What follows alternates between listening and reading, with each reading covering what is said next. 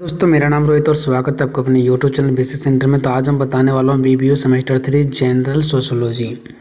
समाज से आप क्या समझते हैं, इसकी प्रमुख विशेषताओं का वर्णन करें। अगर आप भी इस क्वेश्चन को देखना चाहते हो तो कंप्लीट देखें, इसमें हम आपको डीपली चर्चा करके बताएंगे बिल्कुल आसान लैंग्वेज में, जो आपको बहुत ही आसान से समझ में आ जाएगा। ठीक है, मेरा क्वेश्चन है कि समाज से आप क्या समझते हैं, फिर समाज का प्रमुख विशेषताओं का वर्णन करना है। तो सबसे पहले देखते हैं कि समाज है क्या। तो इससे पहले ही मैं आपको बता देना चाहता हूँ कि समाज क्या होता है। देखिए, समाज क्या होता है ना, समाज का निर्माण दो या दो से अधिक लोग जब मिल जाते हैं ना तभी समाज बनता है। एक लोग से समाज नहीं बन सकता है। अब बात रह गई कि जब दो लोग मिल जाते हैं तो समाज बन जाते हैं, तो भी समाज नहीं बनते हैं। अगर मान लो हम और आप मिल गए तो क्या समाज बन जाएगा? नहीं बनेगा। जब तक आप में और हम में एक संबंध नहीं बनेगा ना, एक फ्रेंडशिप नहीं बनेगा ना, तब तक समाज नहीं होता है। तो दो या दो से अधिक व्यक्तियों का समूह समाज नहीं होता है कि दो या दो से अधिक व्यक्ति मिल गया तो समाज बन गया। नहीं, उसके बीच जो संबंध होता है, दोस्ती होता है, वो हमारा समाज होता है। ठीक है, तो ये सोशियोलॉजी का पार्ट है, समाज शास्त्र का पार्ट है। तो समाज का अर्थ क्या है? तो समाज शास्त्र में यानी सोशियोलॉजी में समाज का अर्थ व्यक्तियों के किसी समूह अथवा संगठन से नहीं होता कि कोई भी व्यक्ति का समूह मिल गया या संगठन, मतलब 2, 5, 8, 10 को मिल गए तो समूह बन गया, तो संगठन बन गया, तो समाज नहीं, बल्कि व्यक्तियों के बीच पाए जाने वाले संबंधों की व्यवस्था को ही हम समाज कहते हैं कि उनके बीच क्या संबंध है। व्यक्तियों के बीच जब तक वो मिल जाएंगे समाज नहीं बनता है। हमारा समाज ही रहता तो क्या उसमें सिर्फ लोग मिल जाते हैं तो समाज बन जाता? नहीं, उसमें बहुत सारे नियम कानून रहते हैं, संबंध होता है सबके साथ, कब क्या करना है नहीं करना है। सबके जितने भी समाज में बैठते हैं सबके बीच में एक संबंध जुड़ा रहता है। अब कोई अगला भी व्यक्ति आएगा तो क्या उस समाज में चल जाएगा? ऐसा तो होता नहीं है। क्यों? क्योंकि उससे संबंध नहीं है। ठीक है, तो हम लोग जितना में संबंध रहता है वही लोग हम लोग वहाँ बैठ के मीटिंग करते हैं, ना कि कोई दूसरा कभी आकर के शामिल हो गया तो समाज बन गया। अगर 5 लोग खड़े हैं, एक और कोई आ गया, क्या ये समाज बन जाएगा? नहीं, ऐसा नहीं होता है। हम लोग मार्केट जाते हैं, एक जगह 10 लोग मिल जाते हैं, क्या वो समाज बन जाएगा? नहीं बनेगा। जब तक संबंध नहीं स्थापित होगा तब तक वो समाज नहीं होता है। अब देखिए समाज की परिभाषा, तो अलग अलग विद्वानों जो थे ना वह समाज शास्त्रियों, देखो अलग अलग समाज शास्त्रियों का मतलब क्या हो गया? अलग अलग लोग, अलग अलग विद्वान। तो अलग अलग विद्वानों ने समाज का अलग अलग परिभाषा दिया है। तो कौन कौन परिभाषा दिया है? तो देखिए, पहला है गिडिंग्स। गिडिंग्स के अनुसार, एक गिडिंग्स व्यक्ति का नाम है जो समाज को अलग तरीक़ा से डिफाइन किया है। तो उसके अनुसार से देख लेते हैं। हम 3 विचारक दिए हैं, 3 व्यक्ति को बताए हैं, 3 व्यक्ति को चुने हैं जो डिफिनेशन दिया है। आप 2 का भी लिखेंगे तो भी ठीक है, लेकिन 1 का नहीं, कम से कम 2। तो गिडिंग्स के अनुसार तो समाज एक व्यवहारों का योग है। देखिए, गिडिंग्स कहता है कि जो समाज है ना वह एक संगठन और व्यवहारों का योग है। योग मतलब क्या? जोड़ है, जिसमें सहयोग देने वाले एक दूसरे से संबंधित होते हैं। इसने कहा कि समाज जो होता है वो संगठन और व्यवहारों का योग है, जोड़ है, जिसमें क्या करता है ना, सहयोग देने वाले जो भी व्यक्ति सहयोग देता है समाज में, उसके बीच में क्या होता है? पारस्परिक संबंध होता है। जो व्यक्ति सहयोग देता है समाज में, जो व्यक्ति कुछ काम करता है, उसके बीच में क्या होता है? एक संबंध होता है, गहरा संबंध जोड़ा होता है। दूसरा, हेनकिन्स के अनुसार, अब दूसरा जो हेनकिन्स व्यक्ति थे उसने क्या कहा? तो हेनकिन्स ने समाज का परिभाषा इस प्रकार दिया कि समाज पुरुषों, स्त्रियों तथा बालकों का कोई अस्थायी समूह है। निश्चित सी बात है, समाज एक अस्थाई समाज होता है। हम लोग का जो समाज है क्या कहीं उठ के चल जाता है? क्या अस्थाई का मतलब होता है जो बना रहता है, परमानेंट। तो इसने कहा कि ये समाज जो है ना वो पुरुषों का, स्त्रियों का, बच्चों का एक कोई क्या अस्थाई समूह है, अस्थाई समाज है, परमानेंट समाज है, जो कि अपने सांस्कृतिक स्तर पर स्वतंत्र प्रबंधन करने में सक्षम रखता है। देखिए, ये हमारा समाज क्या होता है? एक परमानेंट समाज होता है जो हमारे संस्कृति को चलाता है, हमारा रीति रिवाज को चलाता है। हम लोग अपना जीवन व्यतीत करते हैं उस समाज पर निर्भर रह करके। समाज हमें बताता है कि हमें, हमारा संस्कृति क्या है, हमें कैसे चलना है, हमें कैसे बात करना है, हमें कैसे रहना है।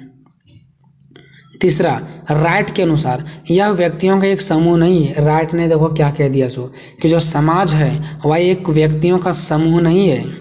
समूह मतलब क्या? जहाँ कुछ लोग मिल जाते हैं। इसने कहा व्यक्तियों का समूह नहीं है कि कुछ लोग मिल गए तो ये बन गया समाज, बल्कि विभिन्न समूहों यानी अलग अलग समूहों के व्यक्तियों के बीच संबंध की व्यवस्था है। वही बात आ गया कि कोई समूह को हम लोग समाज नहीं कहते हैं, बल्कि जो अलग अलग समूह है ना, अलग अलग व्यक्ति है ना, उसके बीच जो संबंध होता है ना, उसी को हम लोग समाज कहते हैं। ठीक है, तो यहाँ तक हम लोगों ने देखा समाज क्या है, उसका परिभाषा देखा, ये सब चीज़ें हमने देखा। ठीक है, चलो अब देखते हैं समाज की विशेषताएं या तो फिर लक्षण या तो गुण, जो भी आप लोग कह लो। ठीक है, तो समाज की निम्नलिखित विशेषताएं हैं, क्या क्या जरा से देखते हैं। एक से अधिक सदस्य, तो हम लोग को पता है कि समाज में एक से अधिक सदस्य होते हैं। कोई भी समाज में एक से अधिक व्यक्ति का जरूरत होता है। ठीक है, अकेला व्यक्ति से समाज नहीं बनता है, वो बात तो सच है। अगर वह अकेला जीवन व्यतीत कर भी लेता है तो भी वह समाज में नहीं होता है। अगर कोई व्यक्ति अकेला जीवन व्यतीत कर भी लेगा ना, तो भी वह समाज नहीं होगा जब तक दो व्यक्ति नहीं मिलेगा। ठीक है, उसके बाद जंगलों में जो जीवन व्यतीत करते हैं ना, भले वहाँ पे 3-4 लोग होते हैं, लेकिन वो भी समाज नहीं है। क्यों? क्योंकि जीवन जो व्यतीत करते हैं जंगल में, वो अलग अलग अपना से मतलब रखते हैं, उनके बीच संबंध नहीं होता है, तो वो समाज नहीं है। अगर वही उनके बीच संबंध होता तो वो समाज होता।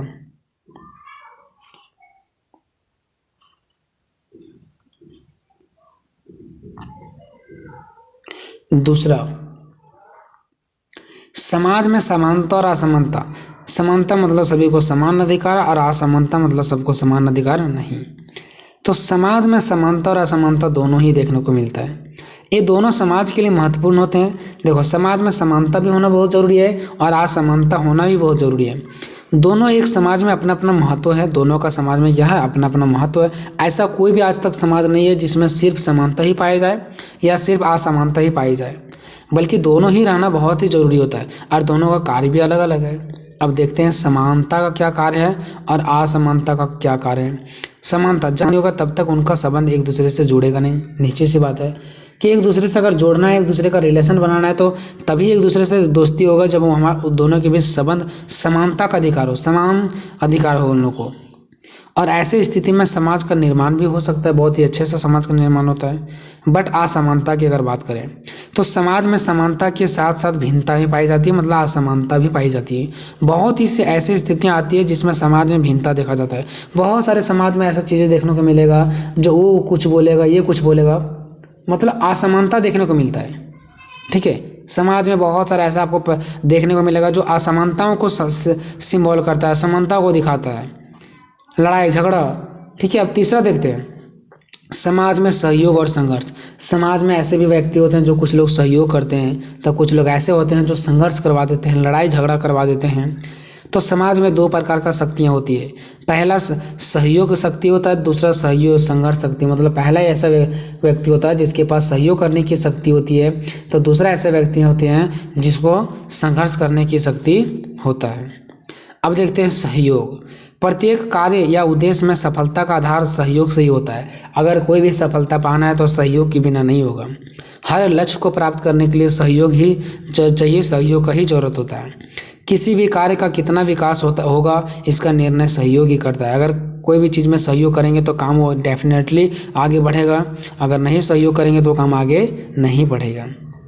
चलते हैं संघर्ष की ओर। समाज में सहयोग के साथ साथ संघर्ष भी देखने को मिलता है। जैसे लोगों का विचार अलग है, जाति धर्म इत्यादि को लेकर के अलग अलग संघर्ष लड़ाइयाँ भी होते रहती है।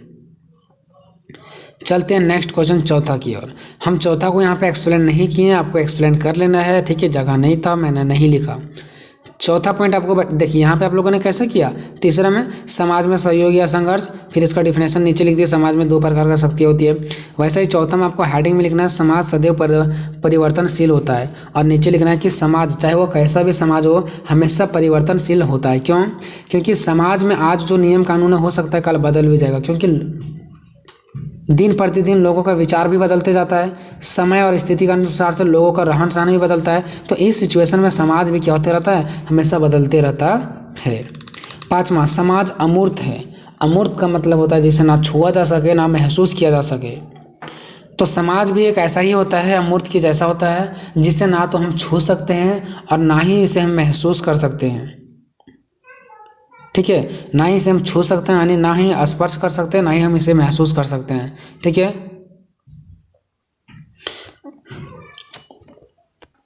ठीक है। तो समाज अमूर्त का मतलब, समझ के थोड़ा सा मिस्टेक हो गया दोस्तों, सॉरी।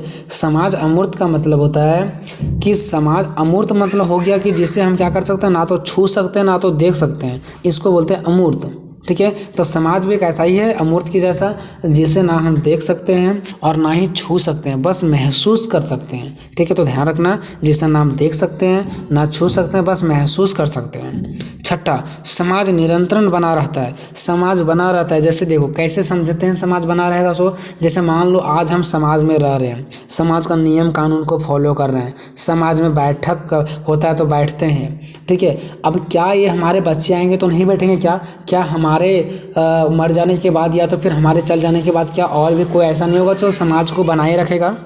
ठीक है, क्या हमारे बाद अगर हम लोग नहीं रहें तो क्या हमारे बाद समाज नहीं बना रहेगा? क्या समाज हमेशा बना रहता है। क्यों बना रहेगा? क्योंकि हमारे बच्चे आएंगे, फिर वो समाज को संभालेंगे, फिर वो उसके बच्चे आएंगे वो संभालेंगे। ऐसे ऐसा समाज निरंतर बना रहता है, कभी ख़त्म होता नहीं है। चलो उसके बाद नेक्स्ट बात करते हैं लोगों का समूह। देखो समाज जो होता है ना वो लोगों का एक समूह होता है। समूह मतलब जहाँ पे बहुत सारे लोग रहते हैं, तो समाज में भी बहुत सारे लोग रहते हैं। ठीक है, तो एक्सप्लेन कर लेना है। अब चलते हैं निष्कर्ष की ओर। तो अतः निष्कर्ष के रूप में हम कह सकते हैं कि समाज उन दो से अधिक लोगों का समूह या समुदाय होता है जहाँ व्यक्तियों के बीच पारस्परिक संबंध बना रहता है। यानी दो से अधिक व्यक्ति भी होना जरूरी है और उनके बीच संबंध होना भी बहुत जरूरी है। इसी को हम लोग क्या कहते हैं? समाज कहते हैं। ठीक है दोस्तों, मिलते हैं नेक्स्ट वीडियो में, तब तक जय हिंद जय भारत।